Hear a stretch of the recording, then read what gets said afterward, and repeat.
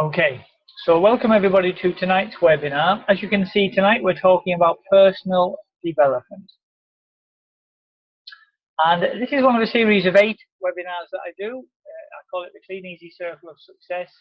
I do every Wednesday night at the same time, same place. Most Wednesdays, I might miss the odd one, so it might take 9 or maybe 10 weeks to go around the whole lot.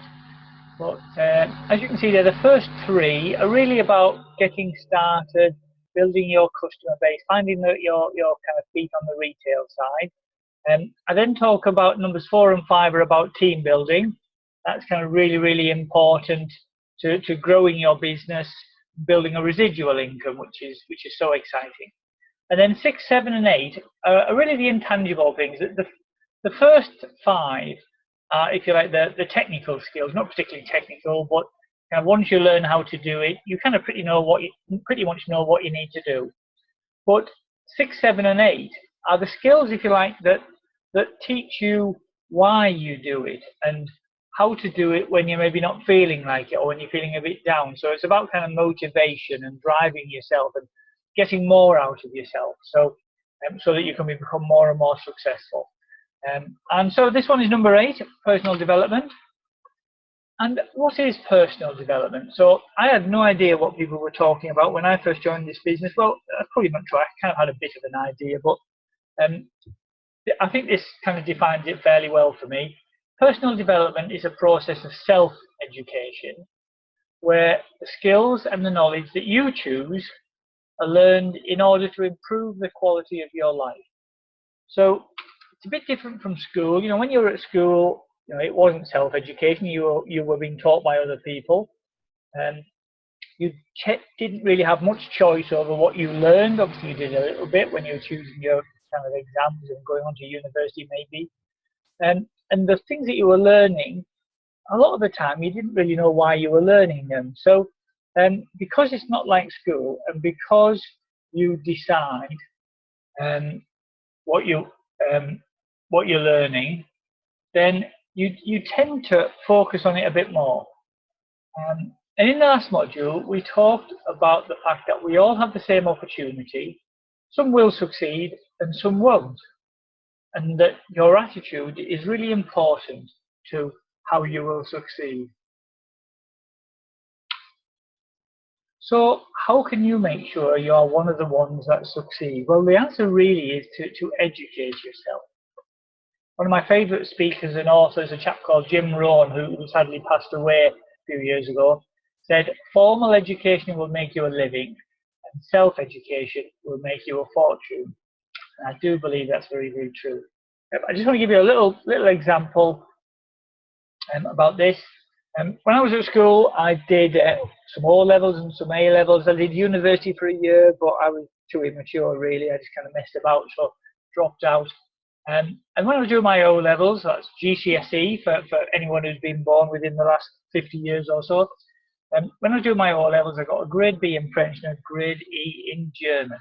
And the only reason I did a half-decent result in French was that we had an excellent teacher. Now, 15 years later, I retook those GCSEs and I got a grade A in both of them. Now, you might ask, did I suddenly develop this amazing talent for languages? And the answer is no. That the reason that I did that was because I worked hard because I wanted to. Basically, in both situations, the job that I was in, there were some opportunities. In the first case, an opportunity to go and work in Paris, and I thought I'd love to do that. So I thought, you know, maybe if I did an evening class in French, that would really give me a good chance to take one of those opportunities. So that's what I did. I kind of found an evening class nearby. I went to college, did all my homework, and really worked hard at it because I could see the reason why I was doing it was so important to me. I thought, well, fantastic opportunity to go and work in Paris. And then actually that didn't work out, but I changed jobs. But then I did work for a German company, and I did my GCSE in German, got a grade A again, and actually spent about 3 years really enjoying working kind of bit in Germany, bit in the UK, traveling around into kind of Munich and Nuremberg and Berlin and Bonn, and really enjoyed my time there. And it was just because I'd really wanted to do it that I worked hard at it rather than because I thought I had to do it. And that's the important thing. It's because you want to do it that you work hard at it and that you get the results. So that's all very well. I'm not suggesting you go off and learn lots of languages, although that's not a bad thing to do, I think. But let's bring it back to Kleeneze. Why do people join Kleeneze? It's not normally because they've got a passion for delivering catalogues or they want to spend lots of time on Facebook, although maybe they do. It's normally because they want to make some change in their life. They want to improve their lifestyle. It might just be an extra £50 a week so you're not worrying about the bills, or £100 a week so you can save up for a holiday, or £1,000 a month so you can give up the horrible job that you don't want and live earn money in a much more kind of flexible way, perhaps. But if you start at Kleeneze, you may not feel that you've yet got that lifestyle that you were hoping for. So if you haven't yet, and I know some people do, I know that a lot of people that I speak to in the business actually really enjoying their lifestyle, kind of comfortable with what they're earning, and really enjoying that flexibility and the residual income.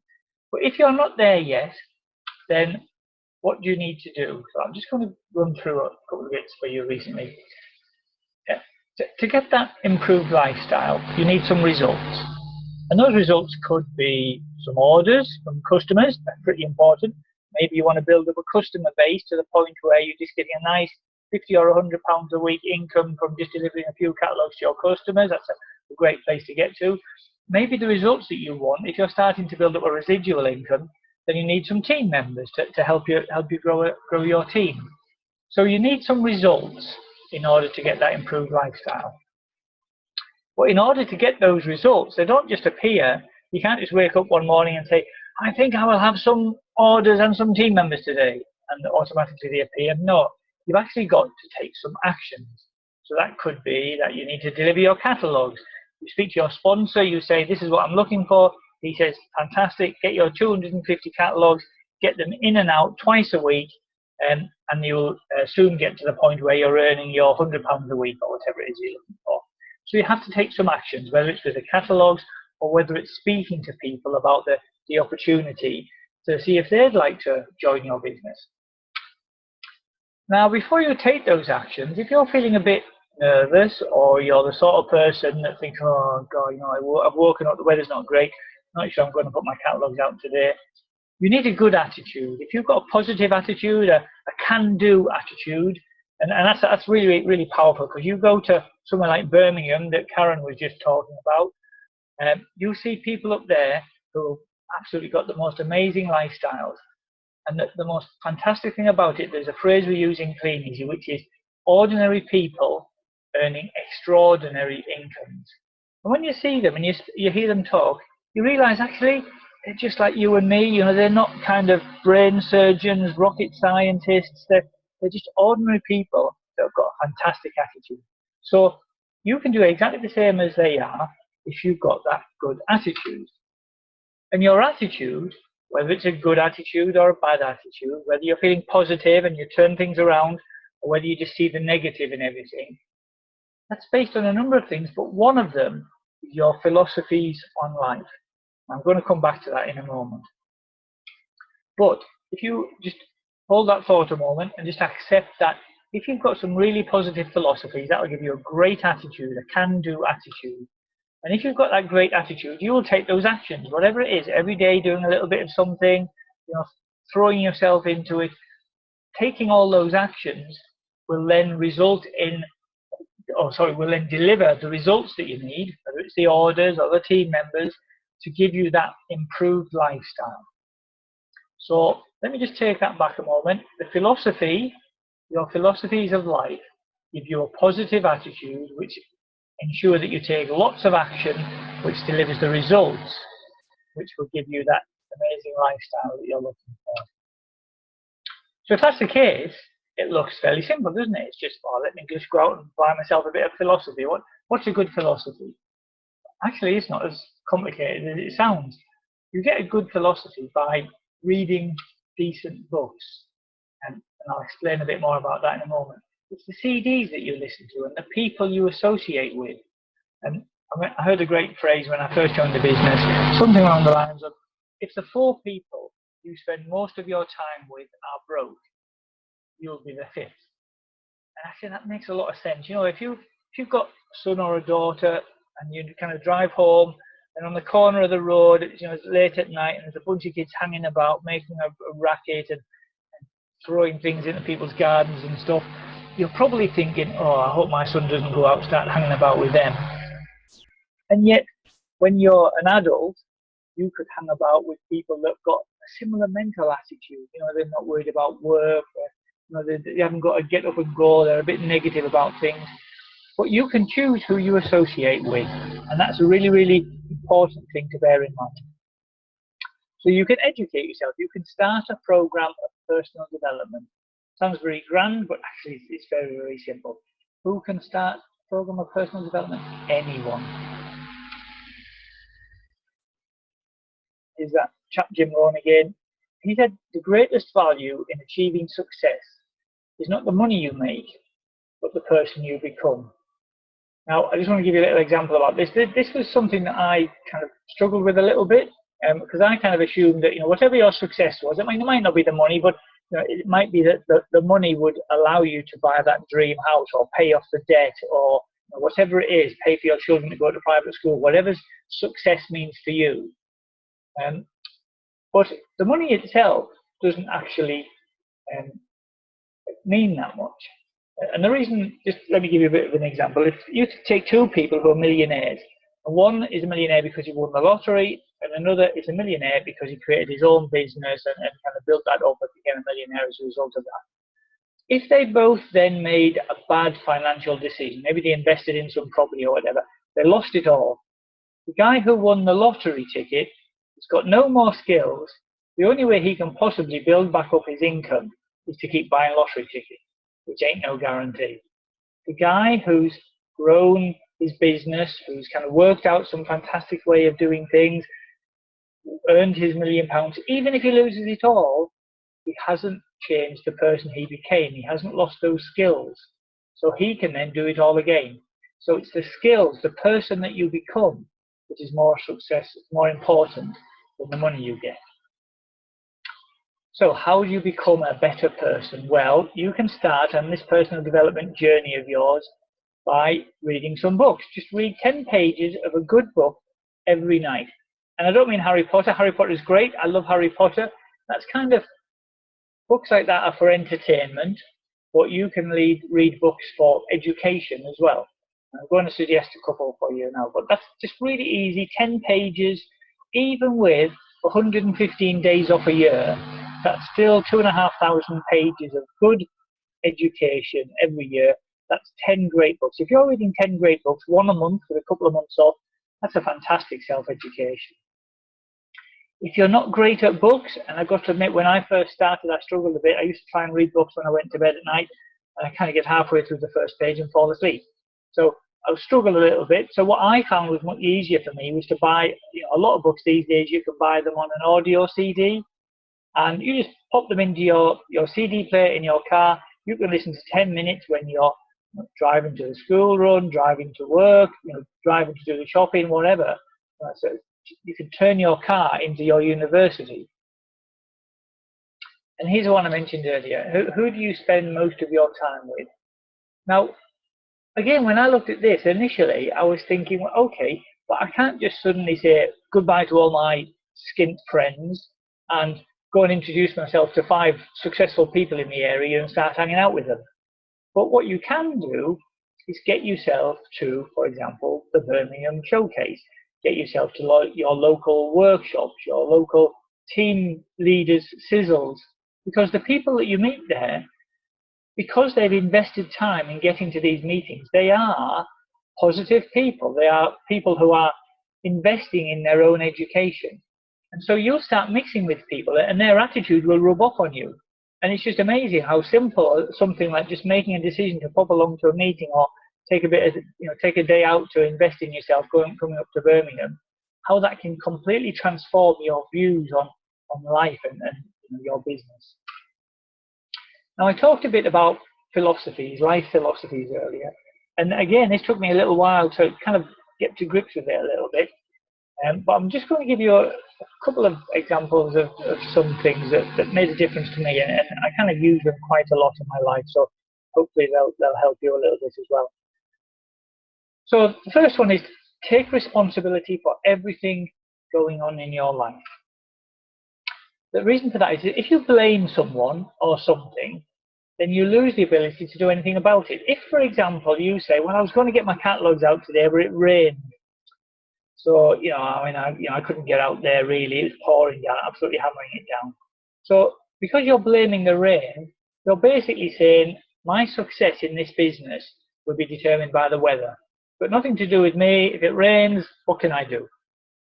Another example, suppose you've got a job. You're in a position where maybe you're thinking, you know what, I wish I could get a pay rise. My boss won't give me a pay rise.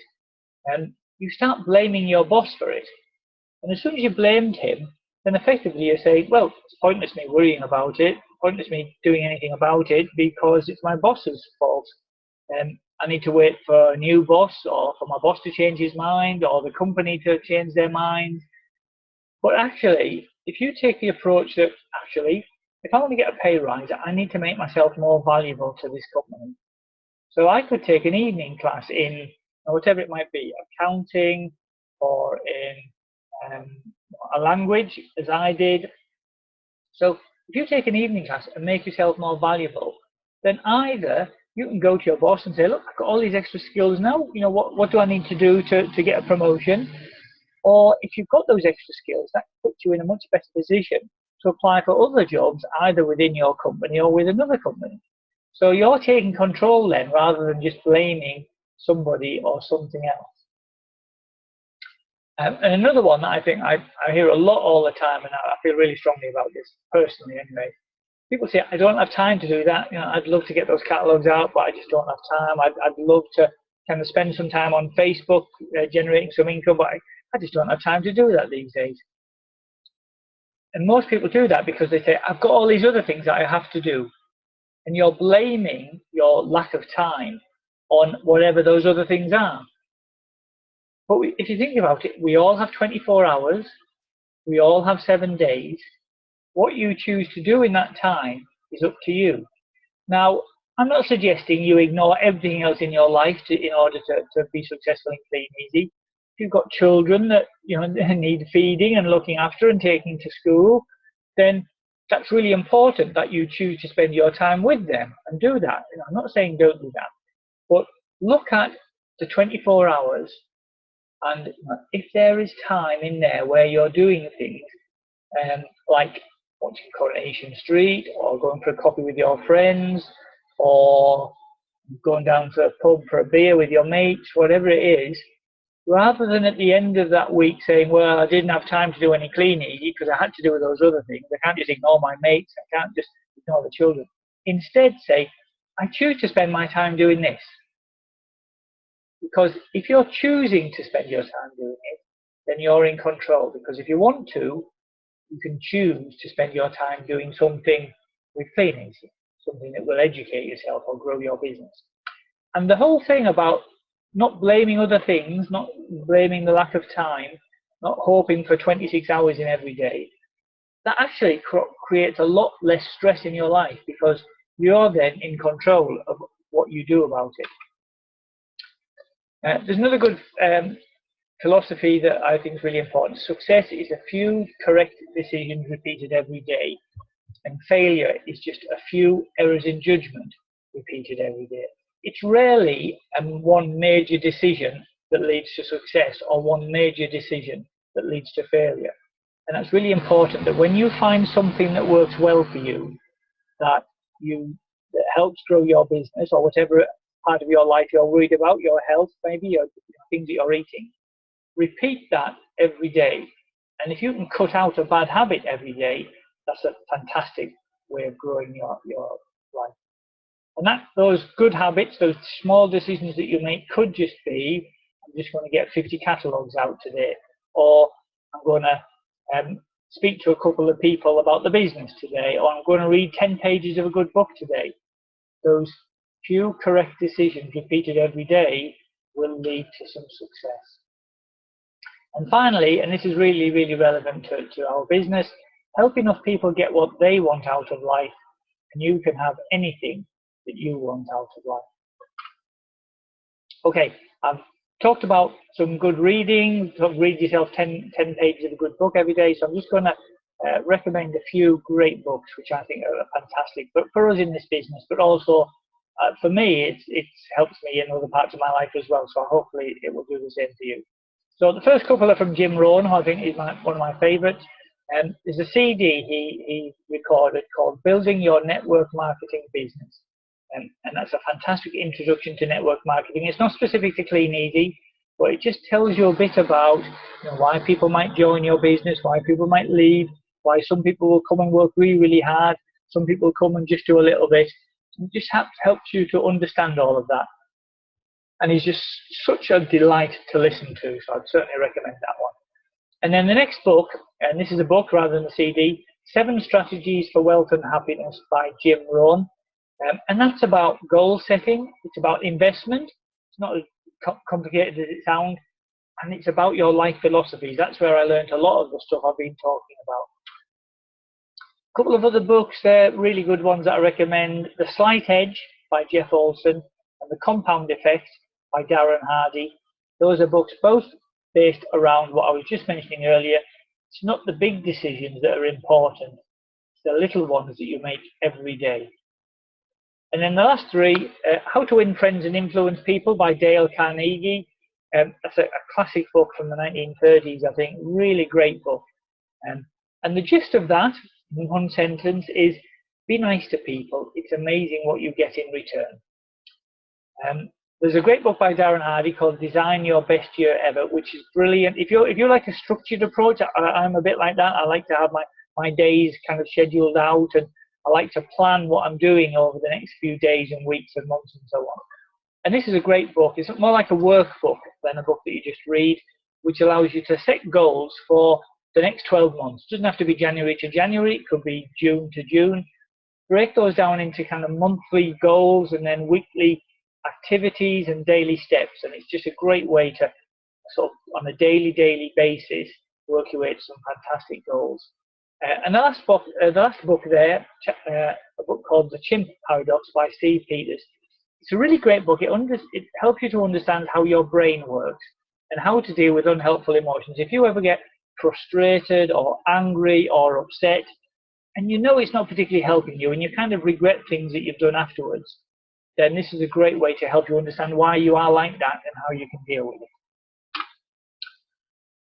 Okay, so my recommendation to you guys is to make a start today. The purpose of this webinar isn't to try to create a program for you. Everybody's program would be different.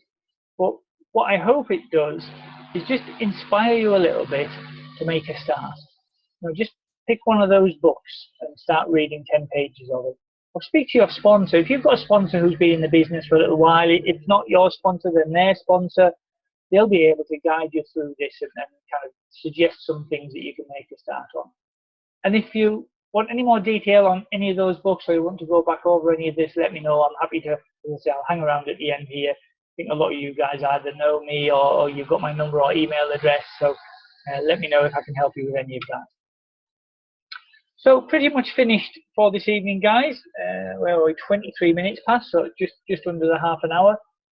Next week we'll start all over again, all about getting started. But I did say, as I said, that these were being recorded, so I'm just going to stop the recording of this one. If you bear with me just a moment while I do that.